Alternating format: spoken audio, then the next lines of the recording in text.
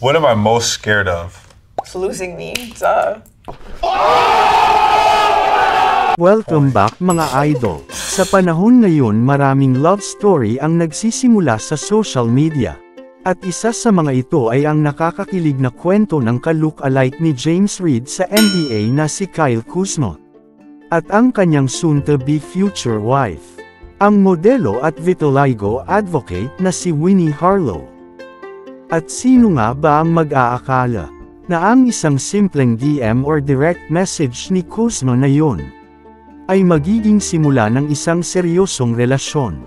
At yan ang ating aalamin ngayon mga idol. Ang nakatagong true-to-life love story ng NBA Summer League Champion MVP, NBA All-Rookie First Team, 2017 Rising Star MVP, at one-time NBA Champion na si Kyle Kuzma. Halika't sama-sama nating alamin dito sa NBA Love Story. Pero bago natin alamin ang buong kwento, kung mahilig ka sa ganitong content, huwag kalimutang mag-like, mag-subscribe at i-click ang notification bell para updated ka lagi sa mga susunod na kwento ng true-to-life love story ng ating mga paboritong NBA superstars. Let's go! Ipinanganak si Kyle Alexander Kuzma noong July 24, 1995 sa Flint, Michigan.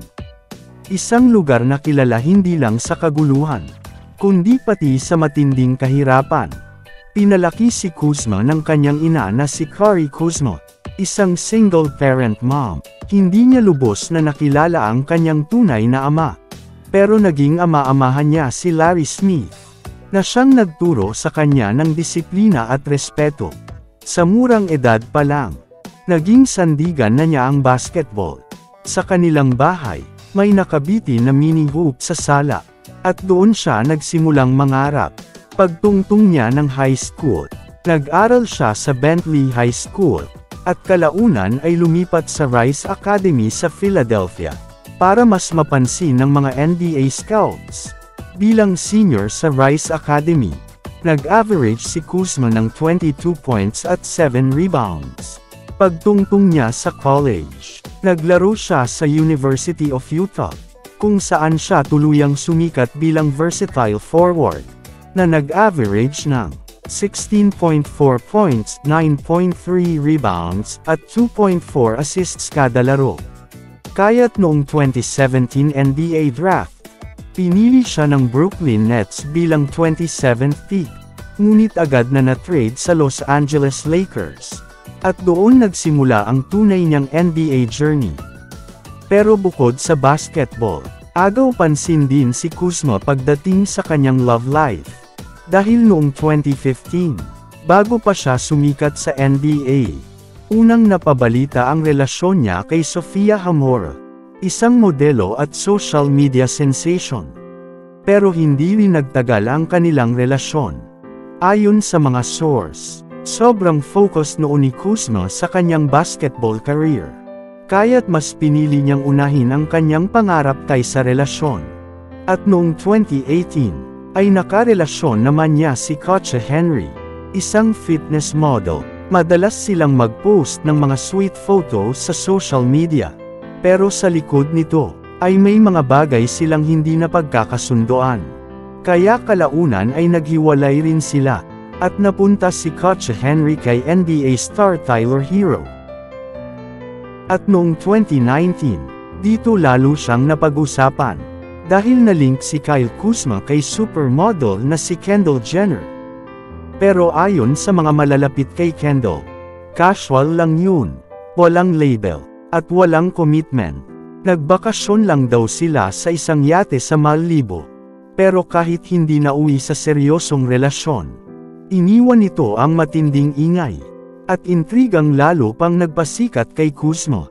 Hindi lang sa NBA court kundi pati sa celebrity world.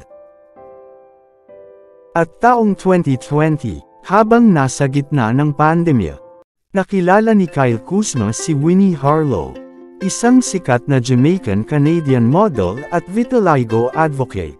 Pero ayon kay Kuzma, Taong 2019 pa unang nagpadala na siya ng mensahe kay Winnie Harlow sa Instagram. Ngunit hindi ito nakita ni Winnie. Isang simpleng DM o direct message na may dalang pag-asa, ngunit walang sagot. Pero hindi dahil sa busted. Sa totoo lang hindi ito nakita ni Winnie. Sa panayam niya sa The Ellen DeGeneres Show, noong June 2021, ipinaliwanag ni Winnie. I got a DM a year prior from my boyfriend, and I never seen it. I don't know what the glitch in the system with Instagram is, but that never came up for me. A year later, at the top of quarantine, he DM'd me again. And I was like, oh, hi. And I was like, oh, hey, like, how's quarantine been?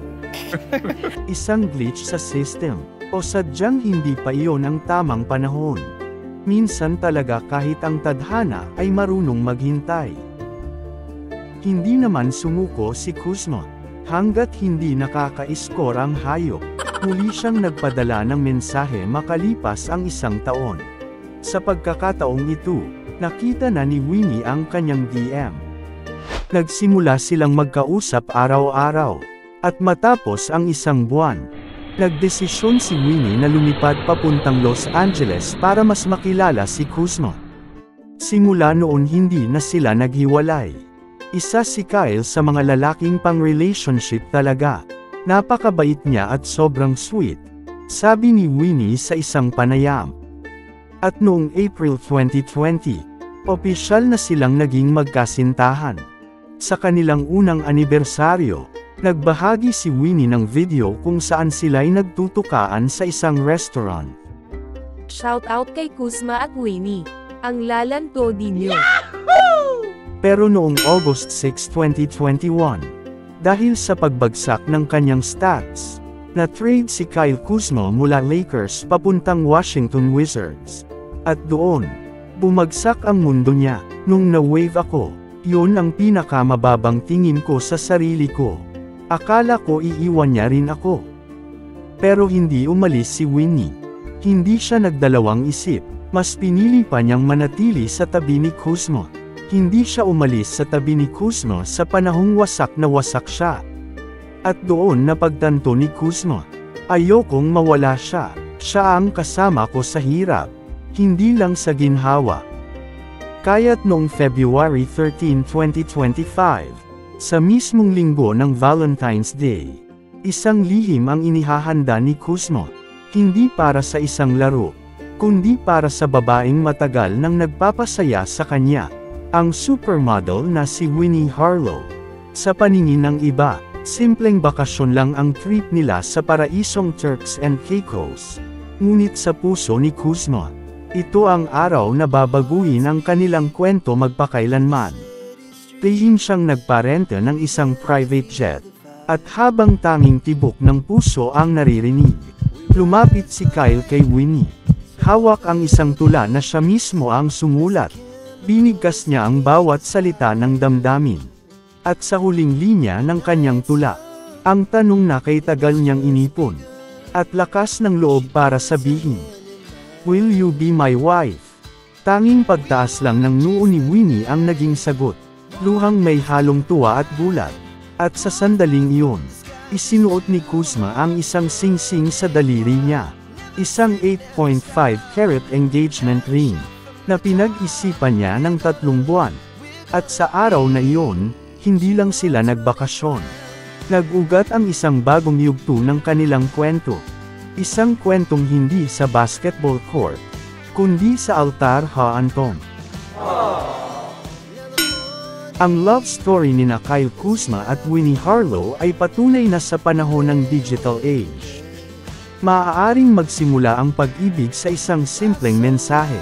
Kaya ikaw idol, ano pang hinihintay mo? Baka nasa isang DM o direct message lang din pala ang forever mo. Yahoo! Kung nagustuhan mo ang kwentong true to life NBA love story natin sa araw na ito, huwag kalimutang mag-like, mag-subscribe at i-hit ang notification bell para sa mas marami pang kwentong inspirasyon. Salamat sa panunood, at kita-kits sa susunod na video, dito sa NBA Love Story. Maraming salamat po.